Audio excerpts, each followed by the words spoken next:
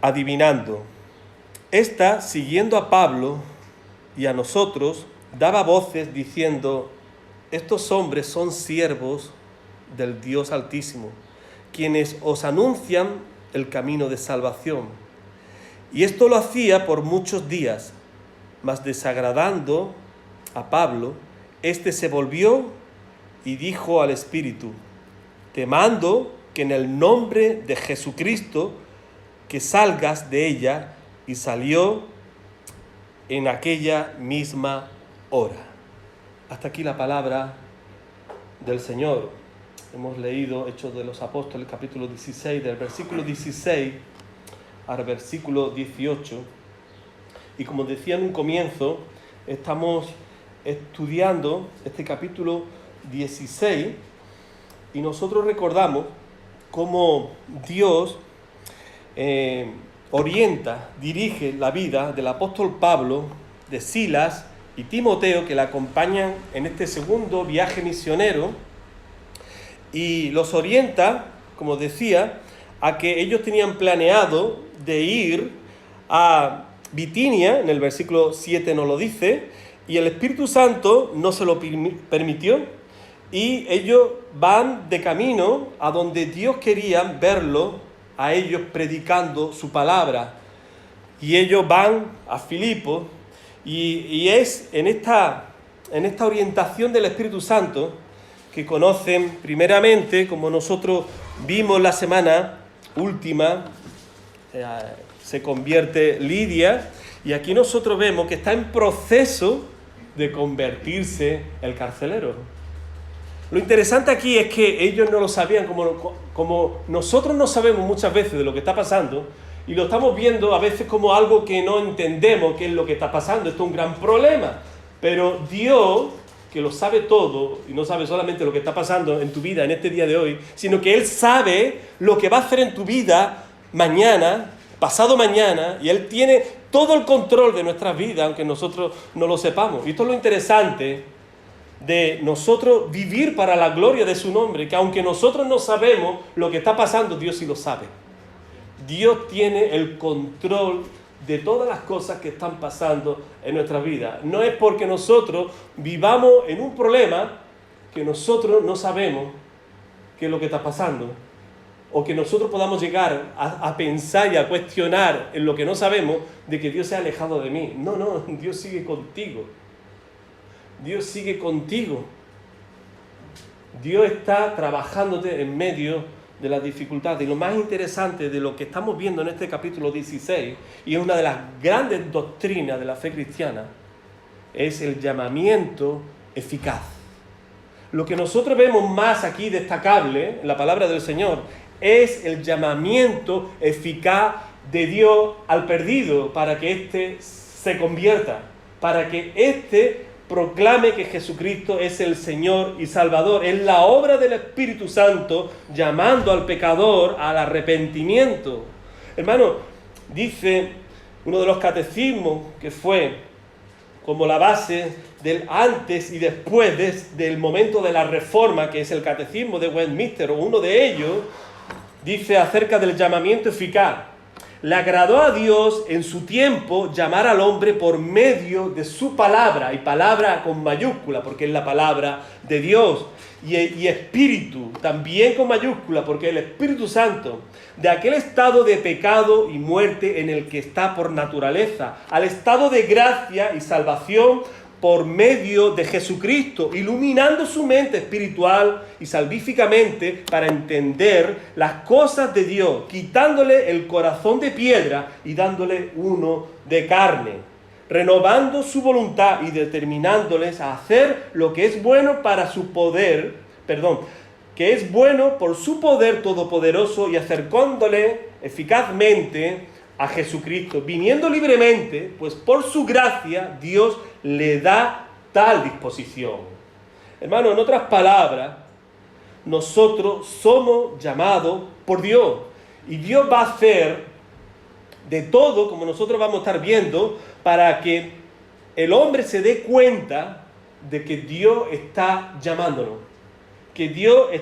llamándonos, un texto de la palabra del Señor, segunda de Tesalonicenses, capítulo 2, versículo 13, versículo 14, dice: pero nosotros debemos dar siempre gracias a Dios respecto a vosotros, hermanos amados por el Señor, de que Dios os haya escogido desde el principio para salvación, mediante la santificación por el Espíritu y la fe en la verdad, a lo cual os llamó mediante nuestro Evangelio para alcanzar la gloria de nuestro Señor Jesucristo. Hermano, también el llamamiento eficaz proviene únicamente de la libre y especial gracia de Dios. ¿Y esto qué quiere decir? Esto quiere decir que es por los méritos de Cristo y no por los méritos nuestros. Es por lo que el Señor ha hecho por nosotros y no por lo que nosotros podamos hacer, que nosotros vamos a ser salvos en Cristo Jesús.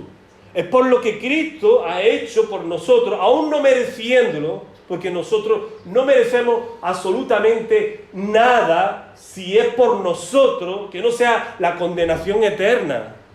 Pero ha sido por la gracia del Señor, por la misericordia de Él, que ha puesto su mirada en nosotros para que nosotros descubramos que el Señor ha muerto por nuestros pecados en la cruz.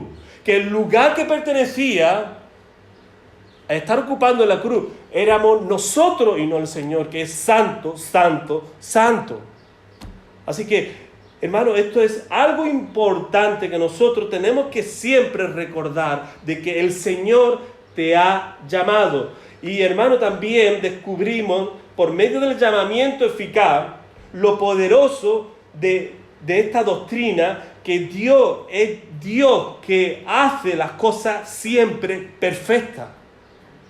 Dios hace siempre las cosas perfectas. Él moverá todo lo habido por haber para cumplir en ello su propósito. Dios va a mover todo lo habido y por haber. Y si hace falta el cielo y la tierra para que tú te des cuenta y tú sepas que el Señor te ama, que tú eres valioso para Él. Y uno dice, pero ¿valioso yo? Pero si yo me miro y solamente veo miseria, veo cosas que son indignas de la presencia, delante de la presencia del Señor, que es santo. Pero es que yo no lo entiendo, yo tampoco lo entiendo. Pero el Señor se ha fijado en ti y en mí, y podemos tener el privilegio inmerecido de estar esta tarde aquí para alabar su santo y bendito nombre.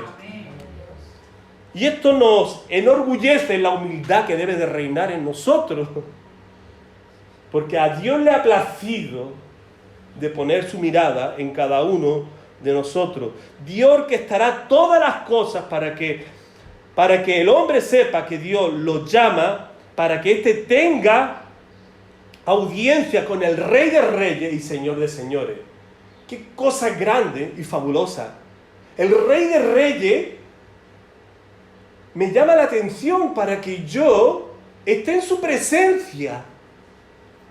Yo esté en su presencia y yo tenga comunión con Él, y yo hable con Él, y yo lea su palabra, y me deleite, y disfrute de su presencia estando con Él. Hermano, esto nos tiene que conmover, y esto nos tiene que llenar de gozo y alegría. Hermano, a partir de este momento en el que nosotros estamos viendo aquí en el versículo 16, ellos vienen del gozo, de la alegría, que se convierte Lidia y toda su familia, y son todos bautizados. Y dice la palabra del Señor que ellos iban de camino a la oración cuando les salió una muchacha que tenía espíritu de adivinación. Y esto parece ser que se estaba repitiendo todos los días. Y ellos tenían que soportar, porque la palabra del Señor nos lo dice así en muchos días, esta situación. Hasta que llega un momento de que habla el apóstol Pablo y dice en el versículo 18: te mando en el nombre de Jesucristo que salgas de ella, y salió en aquella misma hora. Bueno, aprendemos aquí tres cosas importantes del llamamiento eficaz, del llamamiento de llamar a las personas al arrepentimiento en lo que concierne a la actitud de estar el apóstol Pablo en un punto en el que él no sabe qué es lo que está pasando y tiene que soportar esa situación para descubrir el propósito de Dios. Hermano, aquí descubrimos que el llamamiento de Dios, 3 principios, el llamamiento de Dios lo lleva a cabo en su tiempo. El llamamiento de Dios lo lleva a ser otra persona. El llamamiento de Dios lo lleva a cumplir su propósito. Primeramente, el llamamiento de Dios lo lleva a cabo en su tiempo. Hermano, ¿qué quiere decir esto? Bueno, si nosotros vamos a analizar aquí, el punto primordial que nos llama la atención es por qué Pablo y Silas y Timoteo estaban aguantando y soportando esta situación de que una muchacha le estuviera todos los días diciendo las mismas palabras. Y aunque eran palabras de verdad, pero estaban incordiando y estaban con el fin de dividir y crear perturbación en la audiencia que veían y observaban el testimonio de Pablo, de Silas y de Timoteo. El objetivo de Satanás aquí era dividir, no unir. Ah, pero eran palabras verdaderas. Sí, eran palabras verdaderas por una persona que estaba poseída por Satanás. El fin era espectáculo, risa, bochorno, división. Hermano, ¿por qué Pablo no cortó eso antes? Y esta es una de las preguntas que me ha estado incordiando mientras que estudiaba este pasaje. Hermano, porque es interesante aquí, como observamos que Pablo tuvo que aguantar esta situación de esta muchacha día tras día, escuchando estas palabras. Y esto también, hermano, nos llega a preguntarnos, a veces nosotros estamos aguantando una situación y nos podemos sentir más o menos identificados con esto. De nosotros aguantar una situación y solamente nosotros aguantamos y esperamos una situación cuando sabemos de que el tiempo de responder no ha llegado todavía. Que si respondemos antes de tiempo nos podemos cargar algunas situaciones y podemos ocasionar un daño colateral que frustre, que caiga por tierra una situación que Dios quiere bendecir. ¿Qué es lo que pasaba aquí? Yo no lo sé. Pero lo cierto es que Pablo no respondió el primer día y aguantó y esperó hasta el momento que fue puntual para hablar lo que tuvo que hablar en el versículo 18, cuando expulsó este demonio de esta muchacha. Hermano, ¿qué aprendemos de este momento? ¿Qué palabra o qué situación nosotros podemos llegar a descubrir aquí para nuestras vidas? Bueno, hermano, esto no es nuevo aquí y nosotros vemos y acontece que cuando nos adelantamos para hacer algo que no corresponde hacer en ese momento, fracasamos. Como decía antes, se producen daños, se producen cuestiones que se tiran por tierra. Me acuerdo de Moisés, quien quiso liberar el pueblo hebreo, quizás antes de tiempo cuando mató a ese egipcio.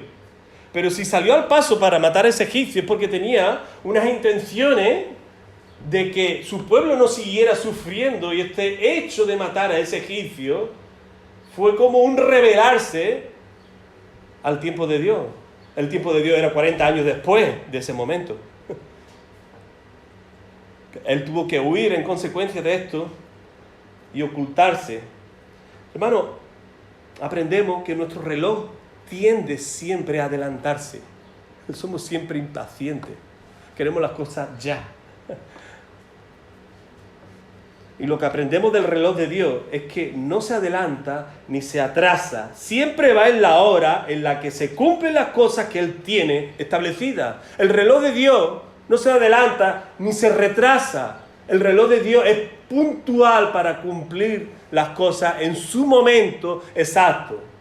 Ay, nosotros podemos pensar, pero yo lo quiero ya. Es que esta situación me encordia tanto que yo tengo que dar una solución ya. Hermano, mi pregunta es, ¿has orado al Señor?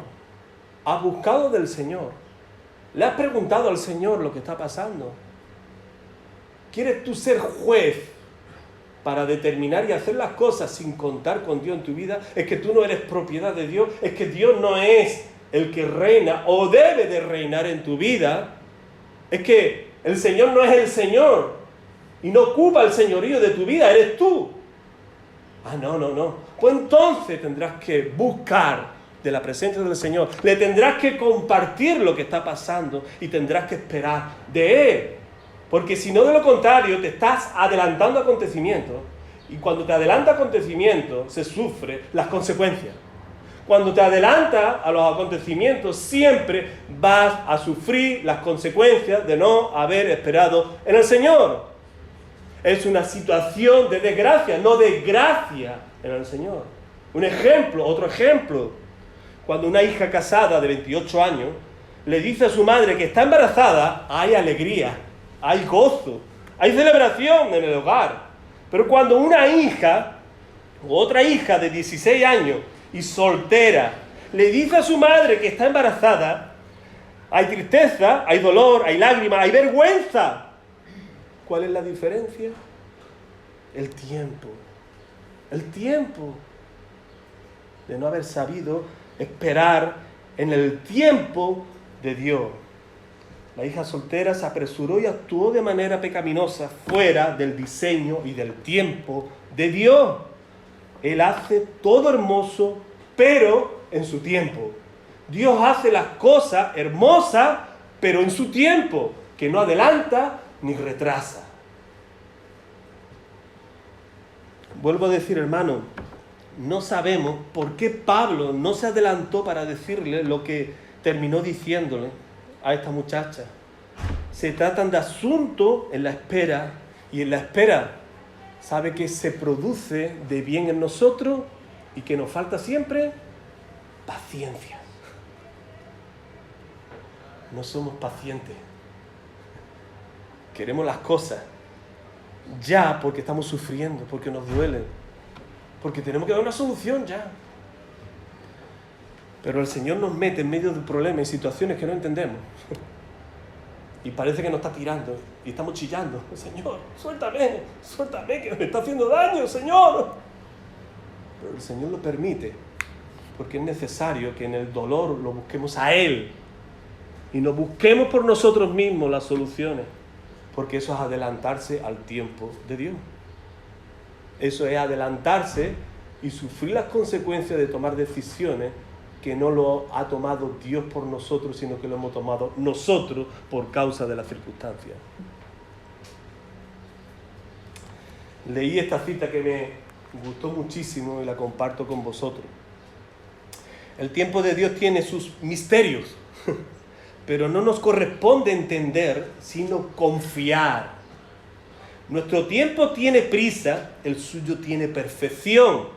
Esperar en Él puede ser la más difícil de las opciones, pero Dios es el dueño del tiempo y como tal determina el nuestro hoy y escribe el nuestro mañana. Quien Él espera jamás será decepcionado.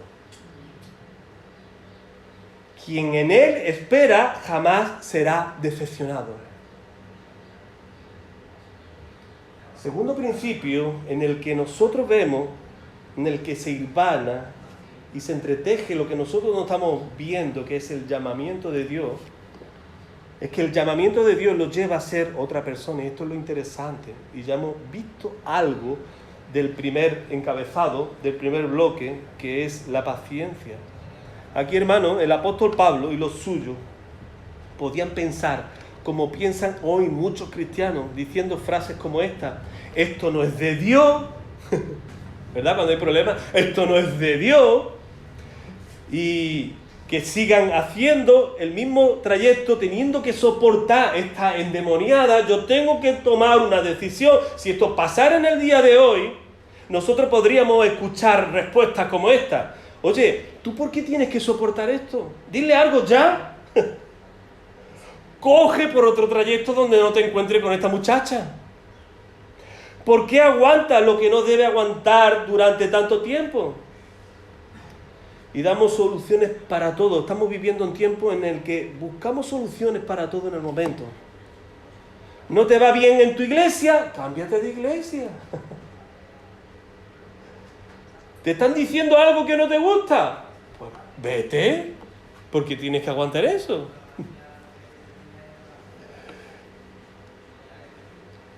¿No te llevas bien con un hermano? No le hable. Y si le preguntáramos a un psicólogo, nos podría aconsejar y darnos la razón. Pero hermano, estos son soluciones clichés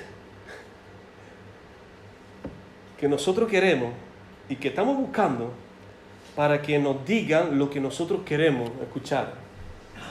Y el problema es que nosotros no estamos buscando al Señor para que nosotros hagamos honor a la palabra de Dios. Hermano, pero nosotros vivimos para glorificar al Señor. Nosotros vivimos para el servicio de Dios, aunque no nos guste lo que está pasando. Y nosotros queremos esperar en Él y solamente en Él. Hermano, cuando esperas en el medio de lo que no entiendes, buscarás lo que te hace bien para ese momento. Te darás cuenta que pensar en Dios y en su palabra serán buenos aliados para sentirte bien. Y esto es lo formidable de estar soportando situaciones que son difíciles, que son complicadas, que nosotros vamos al Señor, a la fuente de nuestro bienestar en medio de situaciones complicadas. Quizás los problemas vienen para que nosotros tengamos una comunión que no hemos tenido antes cuando las cosas nos van bien. Quizás los problemas vienen para que nosotros descubramos cómo yo me comporto en medio de los problemas y salga ese yo que llevamos camuflado. Y que cuando tenemos un problema se ve realmente quién somos delante de ese problema. Y el reaccionar delante de ese problema de esa manera, pues saca todo lo que está escondido en nuestro corazón. Yo siempre digo, es como el que está dándole golpe a un clavo y se equivoca. Yo creo que eso nos ha pasado a todos. Y nos pegamos en el dedo. Y algunos hablan cada palabrón, por decirlo de alguna manera, que no es ni tan solo que es aquello que está encubierto dentro de nuestro corazón. Pero yo no hablo eso, pero basta con que tengas un problema y habla lo que no hablas cuando estás bien.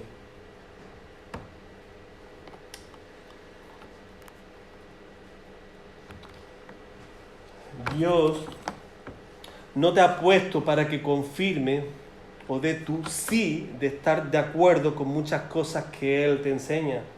Dios te ha llamado para usarte y para ello te va a impactar y te va a cambiar bajo la dirección y el señorío de Cristo y para su honor y gloria. El apóstol Pablo fue ejemplo de cambio. Este fue perseguidor de la iglesia, férreo defensor de la ley judía, y el evangelio y la iglesia hicieron de Pablo una persona lejos de lo que era. Hermano, ¿qué nos enseña el vivir de la manera que agrada y que glorifica al Señor? Es que siempre estamos descubriendo cosas que tenemos que cambiar en nuestras vidas. Y cuando nosotros decimos, es que no veo nada, es que lo veo bien, malo, tienes un problema. Cuando está todo bien, tú te sientes bien con toda tu manera de vivir, con tu carácter, con tu forma de ser, malo. ¿Por qué? Porque la palabra del Señor nos dice que no nos conformemos y no nos conformemos a este siglo, como lo dice en Romanos 12:2. No os conforméis a este siglo, sino transformaos por medio de la renovación de vuestro entendimiento, para que comprobéis cuál sea la buena voluntad de Dios, agradable y perfecta. Hermano, cuidado con las personas que dicen ser y son insensibles hasta rechazar el cambio y la transformación que Dios desea hacer en ellos. Cuidado, hermano, con las personas que dicen ser, yo soy cristiano, yo llevo tanto tiempo en la iglesia, y después son insensibles hasta rechazar el cambio y la transformación que Dios desea hacer en ellos. Resisten y luchan con sus posiciones, con su terquedad, con su cabezonería, como nosotros decimos aquí en Andalucía. y en España también. No, hermano, lo que nos enseña el Evangelio es a decir, wow, estoy equivocado. Tienes la razón. Tienes la razón. El Señor está hablando a través de tu vida, me está humillando la palabra que el Señor está poniendo en tu boca. Perdóname. Perdóname. Hermano, no me avergüenza de verdad. Y los hermanos lo saben. A veces yo he pedido perdón públicamente por cosas que yo he cometido como error. Y no me avergüenza decirlo. No soy igual que ustedes. O peor, quizás. Como decía un pastor, si alguien aquí leyera o supiera de mis pensamientos, seguro que no me dejarían predicar. Y decía este mismo pastor, pero yo tampoco os dejaría entrar por la puerta.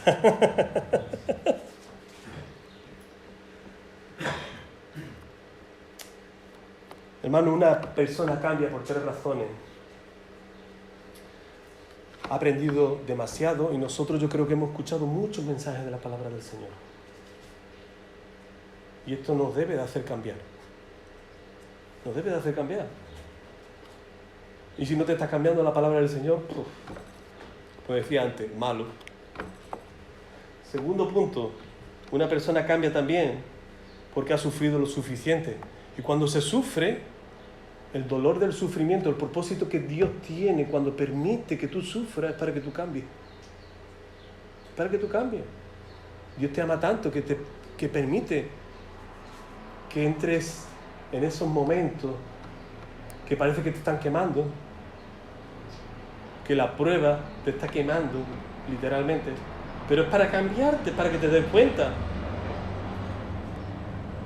Y también uno se cansa de lo mismo, y esto es interesante. Esto es interesante, hermano. Llega un momento que te cansa tanto la monotonía que tú dices, yo no voy a vivir, si has vivido como religioso, pensando en que como cristiano tengo que venir a la iglesia, tengo que leer la Biblia, tengo que orar, tengo que hacer, pero de eso no vale nada si tu corazón no está involucrado en lo que estás haciendo. Eso lo hacían muy bien los fariseos, los escribas, ¿verdad? Estar como siendo objeto de admiración por toda la gente, y lo hacían para ser visto por los demás. No, a mí lo que me interesa, y te debe de interesar a ti a la luz de lo que dice la palabra del Señor, es que busques al Señor con todo tu corazón, y lo ames, y lo adores con todo tu corazón, con toda tu alma, con toda tu fuerza, con toda tu mente. Y esto se aprecie tanto en nosotros, de que tú ames a tu prójimo. Dice Martin Lloyd-Jones, Jesús nunca cambió el Evangelio para adaptarlo a las personas. Él cambió a las personas para que obedezcan a su Evangelio. Jesús nunca cambió el Evangelio para adaptarlo a las personas. No, el Evangelio es tal cual es. Él cambió a las personas para que obedezcan a su Evangelio. Y esto es llamamiento, hermano.